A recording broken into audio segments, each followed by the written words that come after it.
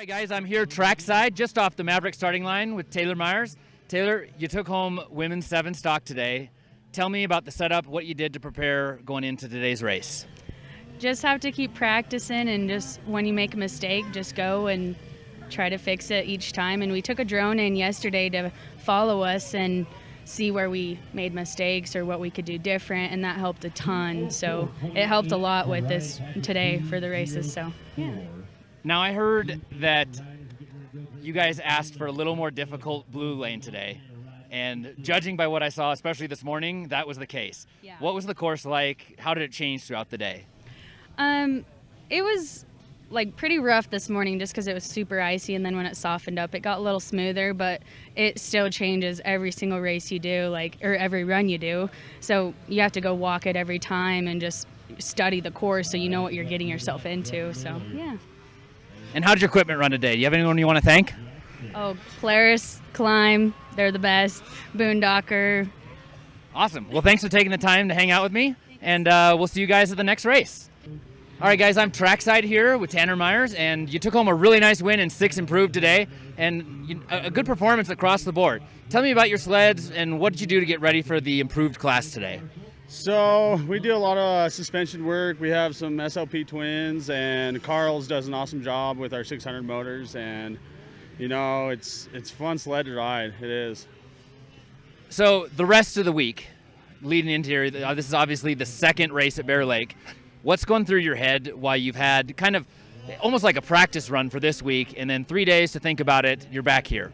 Right, yeah, it's kind of like a never-ending thing. We went home last weekend, did good last weekend, and then I've been on a snowmobile, I think, almost pretty much every day, practicing or riding out in the backcountry just to stay used to the sleds, and so that's pretty much what we've been doing all week.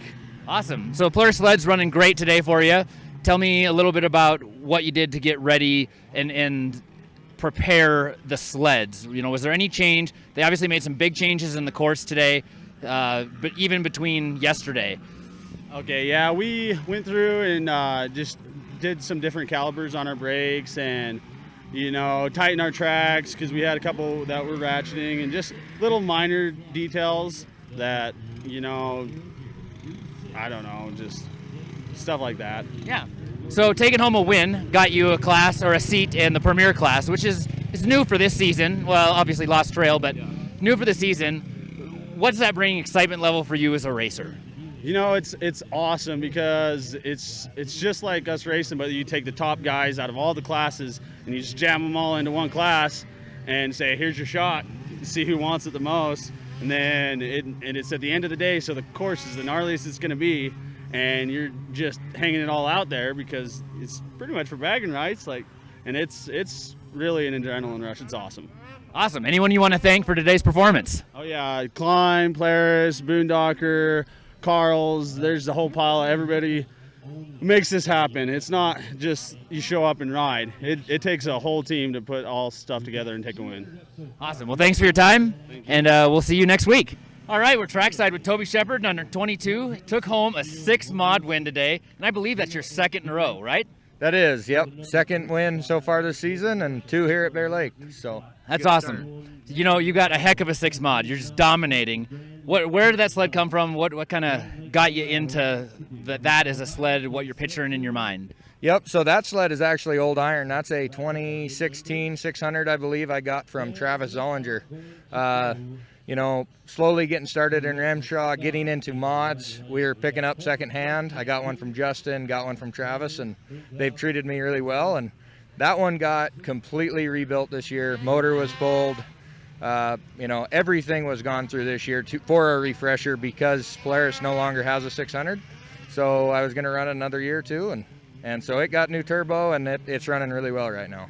Awesome. So I think a lot of things, something people don't really recognize is it takes a big team to make this happen. Now, I've been by your trailer a couple times today, and you've got 3-4 guys as a pit crew. You got your family here. Give me kind of the rundown of what's going on and how that's helping you win. Yeah, absolutely. I mean, it's really hard to come here with 1 or 2 people and do all the work and stay motivated to do it. And in the last couple of years, I picked up TRS Performance owner Tony Simic kind of helped doing tuning, clutching, helped me learn a lot about sleds. He's back from old school days and knows a lot about sleds, and he has helped me tremendously on that. As of this year, gentleman that owns Missing Digit Motors, Murphy, I don't even know his last name, we call him Murph, but he comes from Superbike world and does tuning for superbikes and data. He's a data engineer, so he's interested in how everything's running, how everything's reacting as far as suspension, and as far as that goes, he's helped me with the data. And then somebody that's been with me for 10 years, almost every race, has been my stepdad, Kurt Owen. He's there to help me to the hill, do anything I need, and kind of mentally talk me through what I need to do. And so there's the mental, there's the data, and then there's just the tuning and performance side of things that really make everything come together. Exactly. Now you're from a pretty legendary racing family. What does it mean to come home and just right out of the gate in the 22 season, pull 2 wins like this? How's that going home?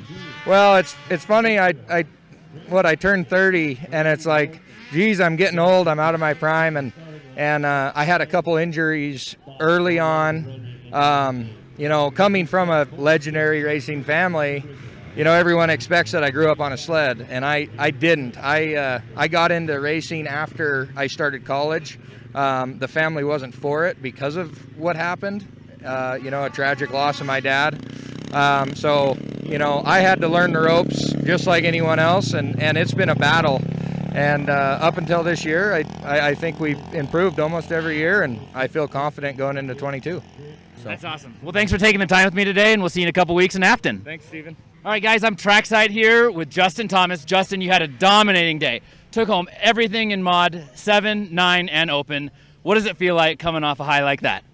It feels really good. I'm happy to be able to put some good runs together and, have a good day. So I think one of the talks of the entire course today and all the racers is you've got something pretty special going on in mod class. And I've heard left and right about the TRF skid. Give me a little history. Well, so my dad and I designed and built the skid. We started a few years back. I think it's like 4 years now. A few different shots at it. This is our 3rd try, I believe, at like a totally different skid build. And we kind of finally got it working good, and it's obviously proven itself on the hill, and yeah. So do you have any big changes on your mind going to Afton in a couple weeks? Any suspension changes or any sled changes? Probably soften it up just because Afton's usually a little steeper hill, so the hits aren't as big, but then rocks and stumps are a big thing, so being able to absorb those, usually don't get many jumps or anything like that. So soften it up a little bit, try to get some good practice time in, and just be ready. Well, I'll say one thing. It's obvious the skid's working. You're taking home quite a bit of iron today, and I just can't wait to see what happens in 2 weeks. Back to you guys.